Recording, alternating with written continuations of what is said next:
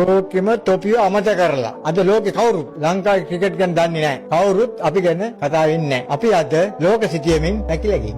ඒකට වල කියන්න ඕනේ තොපි යකෝ. මම තොපිට දෙන අවසාන අවවාදේ. තොපි හිතාගෙන ඉන්නේ මේක තවත් එක ටූර්නමන්ට් එකක් කියලා. වෙන්නේ නැති. හැබැයි මේක ලෝක කුසලානේ. තොපි පිට්ටෙන්ට බහින්න ඕනි. මැරෙන්න බලන්න. තොපි අතින් අතෑරෙන්නේ බෝලයක් නෙවෙයි. මේ රටේ අවසාන බලාපොරොත්තුව. තොපිට මේ රට ගැන දැක්කුමක් නැත්තම් අර අයින්සක මිනිස්සුන්ගේ කඳුළු පේන්නේ නැත්තම් අන්තිම ගලවලා දාලා ගෙදර ඵලයක්. අපිට ඕනි සල්ලි වලට සෙල්ලම් කරන මැෂින් නෙවෙයි. රට වෙනුවෙන් පපුව දෙන කොල්ලෝ ටික. ගිහින් ගහපල්ලා. හැබැයි මතක තියාගන්න. තොපි ගහන්නේ බෝල්ට නෙවෙයි. මිලියන 22කින් අද කැස්මට. බලපල්ලා මගේ දිහා. මට දැන් හරියට ඇවිද ගන්න බෑ. හැබැයි තොපි පිට්ටනිය මැද කරන විකාර. දැක්කම මගේ ලී පත් වෙන යකෝ. රටේ තත්ත්වය බලපල්ලා. අද අපේ රටේ මිනිස්සුන්ට කන්න බොන්න නැහැ. ප්‍රශ්න කෝටියයි. ඒ මිනිස්සුන්ට තියෙන එකම සැනසීම තොපි දිනන එක විතරයි. තොපි පෙරදෙන හැම පාරකම ඒ මිනිස්සු තවත් අගාධයට යන යකෝ අභිමානියකෝ. ඉස්සර අපේ කොල්ලෝ පිට්ටනිය බැස්සේ හිමියෝ වගේ. අද තොපි යන්නේ අවද ඉවරලා ගෙදර ඇයිද කියලා බයි. ගෑණි බලන්න.